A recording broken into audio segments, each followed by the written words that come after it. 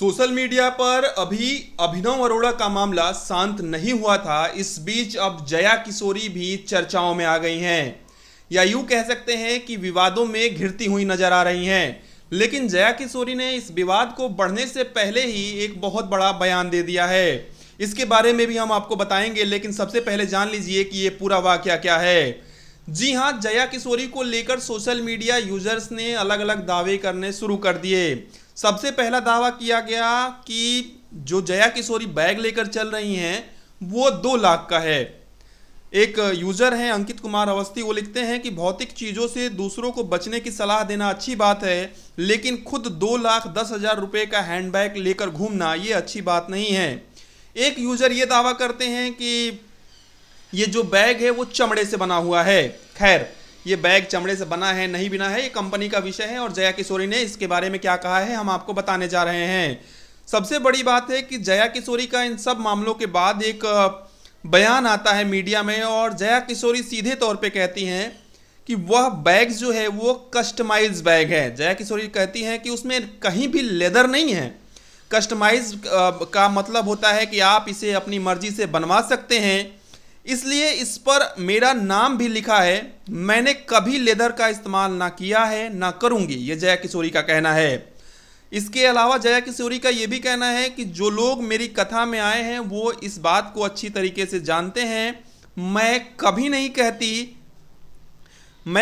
कहती कि सब कुछ मोह माया है, पैसा मत कमाओ या सब कुछ त्यागो। मैंने कुछ नहीं त्यागा, तो मैं आपको ऐसा करने के लिए कैसे कह सकती हूँ।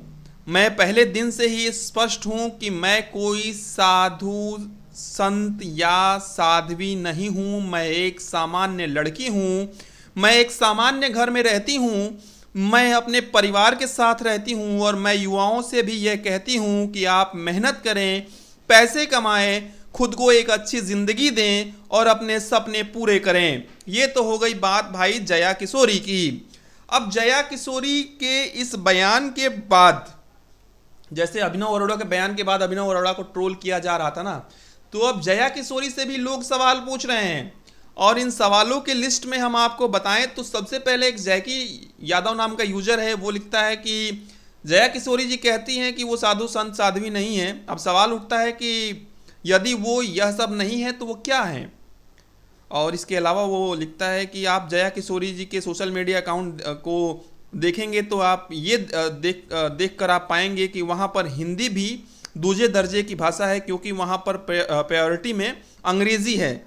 इतना सब देखने के बाद आप भी यह कंफर्म कर सकते हो कि इसके अलावा ये यूज़र ये भी लिखते हैं कि सच में जया किशोरी जी कोई साध्वी नहीं, वह मात्र एक इन्फ्लुएंसर है।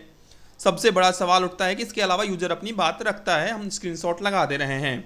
सबसे बड़ी बात है कि अलग अलग जो दावे हैं वो पेश किए जा रहे थे। अब मेरा सवाल ये है कि 2 बातें हैं।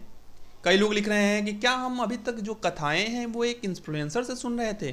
कई लोग लिख रहे हैं कि, या कई लोगों का मानना है कि किसी की भी जो जीवन होता है वो निजी होता है, और ऐसे में अगर कोई अच्छा काम कर रहा है, अगर वो व्यक्तिगत जीवन में भी है, अगर वो कोई महंगा बैग ले लिया, महंगा फ़ोन ले लिया, तो उसमें किसी को आपत्ति क्या है।